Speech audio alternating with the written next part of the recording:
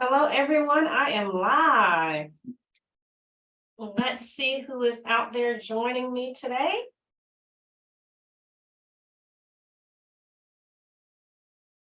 If you have joined in, let me know in the comments where you're from, where you are right now. Hello, everybody.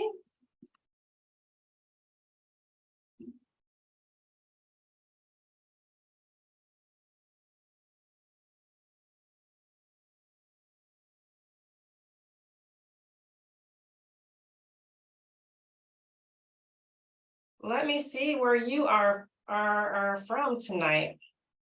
Let's see, a couple of you have joined me out there. I am in the Atlanta, Georgia area. It's so good to have you on tonight. We are going to be talking about, can therapists land healthcare quality roles that want a registered nurse? I get this question all the time. It is such a great question. I love to answer. All right, we have Florida, we have Tennessee. Awesome, awesome, awesome. So let's get going with the question that everyone wants to know. So first of all, let me say that it is 100% possible. It is 100% possible to get into a role, a healthcare quality role that wants a registered nurse, but you're not a registered nurse. Maybe you're a physical therapist, maybe you're a speech language pathologist, maybe you're a social worker, right? You have a social work background. You can still get into healthcare quality. There are many, many therapists and other allied health professionals in so many different healthcare quality roles. In fact, I will be sharing their journeys, some of their journeys into healthcare quality in a short mini series that I did. So be sure to hit that notification bell to be notified when I post. I will tell you that the LinkedIn algorithm can be funny, and I can't post the full 20-30 minute video chat on here. So if you want free access when it is released, send me a direct message and I'll send you the link to sign up for the wait list. Again, I'll be sharing these stories for free, so no worries there. But that way you will bypass the algorithm altogether. For those who are already in healthcare quality, if you want to share your journey, then send me a message and let me know. Okay, now back to what you came here for. Can I transition into a role that requires a registered nurse? So the answer is yes, you can.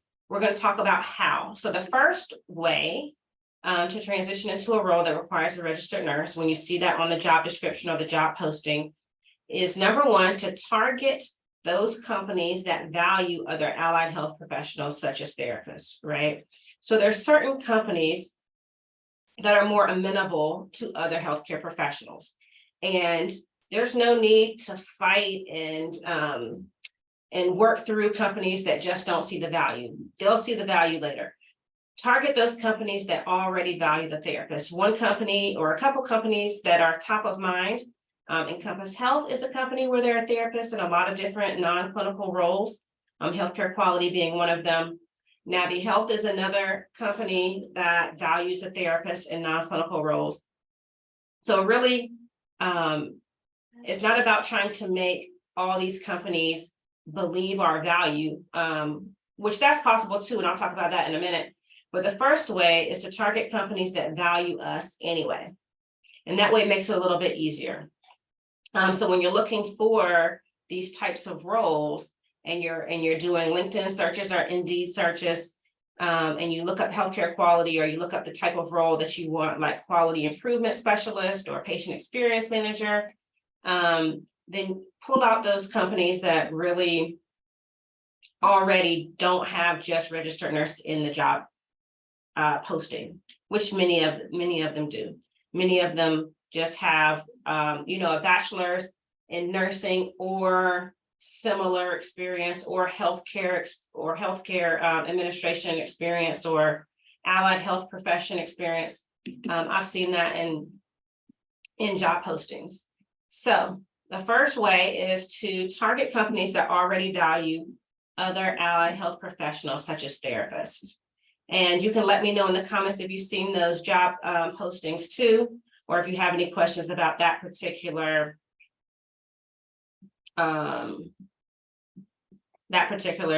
point, to target those companies that already value us.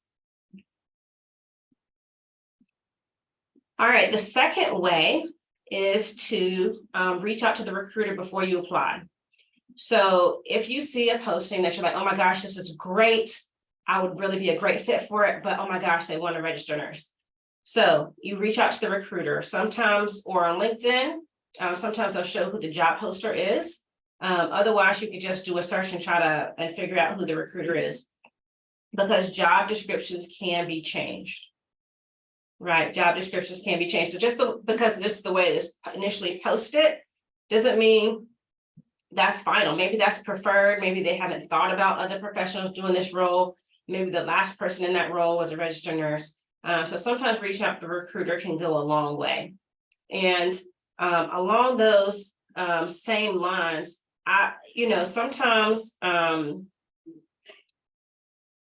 sometimes you just have to apply anyway. We'll talk about that in a minute, but just know that job descriptions can be changed. Reach out to the recruiter, the hiring manager, and you'd be surprised with how far you could go. All right, so I got a question. What settings are we more valued in? So it's not about the settings, Cody, it's more about the company itself.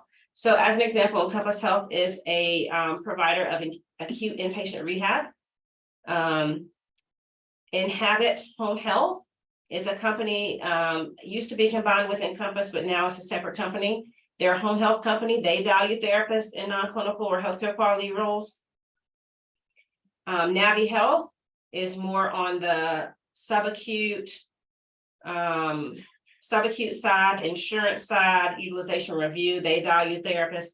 So it's less about the setting, more about the company. And I'm actually working on a list of companies that do have healthcare quality roles where they want a therapist or where they would be amenable to a therapist. So hopefully I'll have that ready soon. But it's less about the setting, more about the company itself. That's a great question. All right, so number one is target companies that value other allied health professionals already. Number two is reach out to the recruiter. Job descriptions can be changed. Sometimes you just don't know unless you ask, and it's definitely worth the conversation. The third way is to apply anyway. Show your transferable skills, show how you can add value, because maybe they don't know that you're the person they need yet, right? Because they're used to thinking a certain way. Like I said, the person before this position was posted was a registered nurse, and so now that's what they think they want, or that's what they're used to, but you never know what can be changed. So my own experience, this was several years ago, I applied for a job at a company that where the job description said they wanted a registered nurse or a physician, right? And so I felt like it was going to be a good fit for me. I was really excited about the role, something I really wanted to be involved in. So I applied anyway. And at this time, I didn't reach out to the recruiter because I didn't even know that was an option to do. So this was several years ago. So I did my resume and I did a cover letter that said, I know you want a registered nurse, or I know you want a physician, but this is how I can add value, and this is why I feel like I could be a good fit for the role.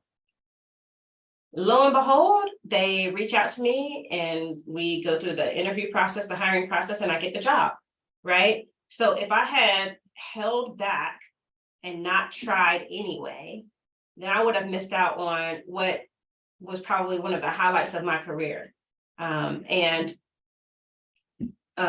So there's value in applying anyway.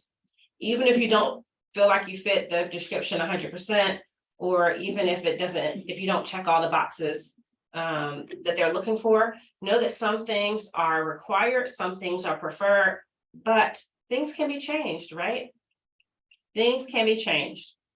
All right, so I'll stop there for a minute and see what other questions you all have.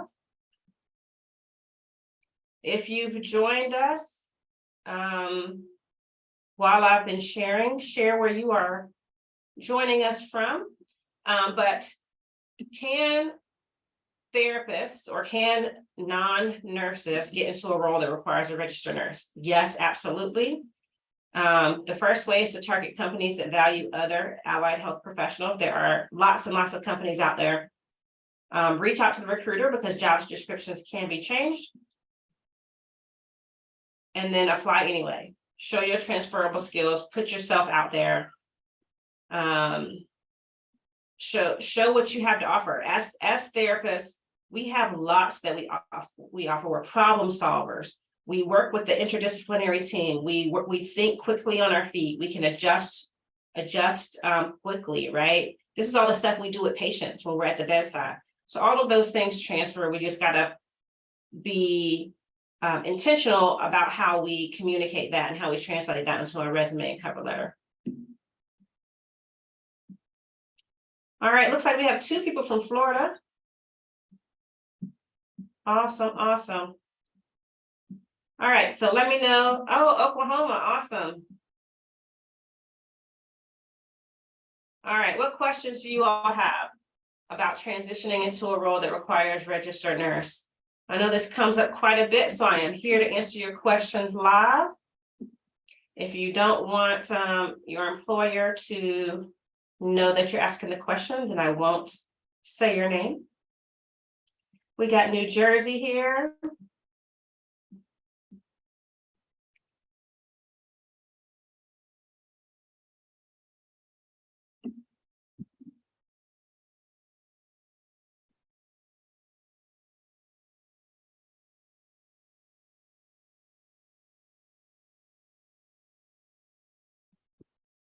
All right, everybody good? I answered all your questions about transitioning into a role that requires a registered nurse. Sometimes you have to dig a little deep to find those roles. Sometimes they're not the first ones that pop up in your search. If you have questions afterwards, feel free to reach out to me. I'm happy to answer them.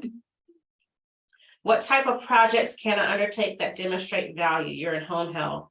Great question. So the first thing I would say is if you have a good relationship with your leader, to ask to let them know that you have a desire to move into a non-clinical role so that they can keep you in mind when different projects come across their desk. But here are a couple of things you can do. You can be a clinical instructor for some students.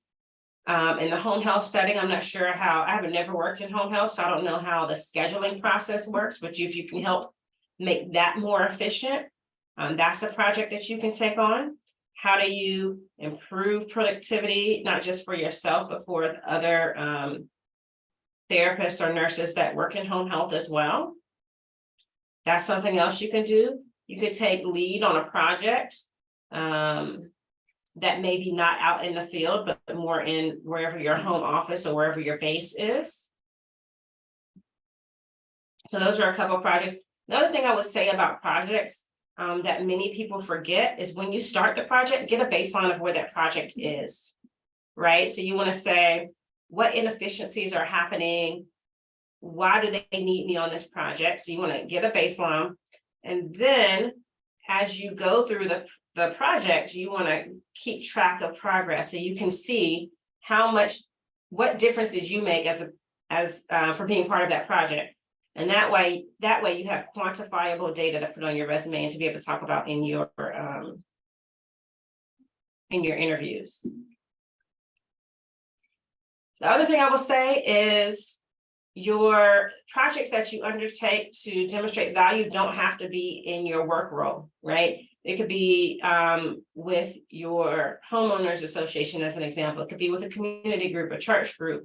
You know, it doesn't have to be, you don't have to get those extra skills just from the job that you work. There's other ways to get those too.